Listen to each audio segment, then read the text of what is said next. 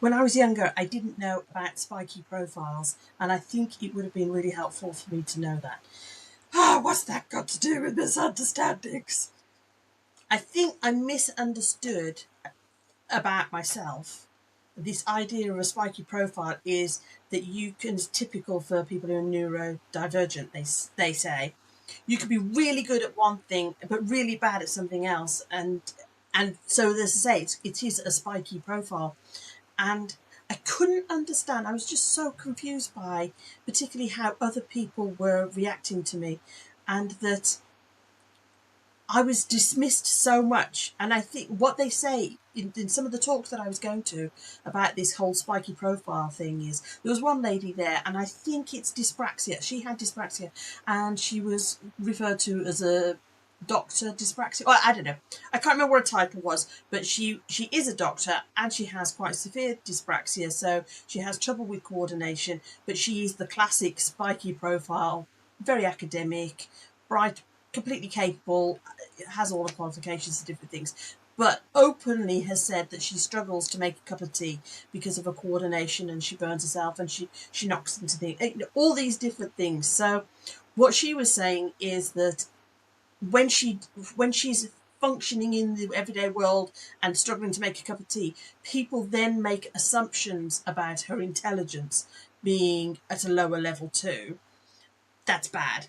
But it was interesting. She said also that if you're particularly good at something, people assume that you're capable in lots of other areas and don't need the help that you need.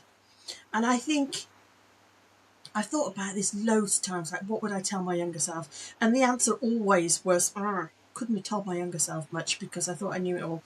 But I think this would have piqued my interest, this idea about a spiky profile, that there might be things that are kind of foundational skills that I'm finding hard. And if somebody's meeting me in that scenario, they're going to assume I'm not capable of doing other things, because I couldn't understand why I wasn't having the opportunities. And as I say, the whole thing just seemed very confusing. And I'm not sure I ever demonstrated intelligence. Did I ever demonstrate intelligence? I can't think. There was definitely times at school where the teachers were saying, we think we've accidentally put you into the wrong group. We think you're smarter and maybe you should be here and not there. And you know. So I suppose some intelligence was seen, but I didn't really believe them. I didn't believe that I could be, in my mind, so stupid about some things and say such stupid things and put my foot in it and just be so confused by so many different things. I didn't believe that I could be more intelligent. The whole thing was I just couldn't put the two factors together. So I think if I'd known about spiky profiles and if I'd seen somebody and heard them talk about it, that would have been really useful. My little gem for today.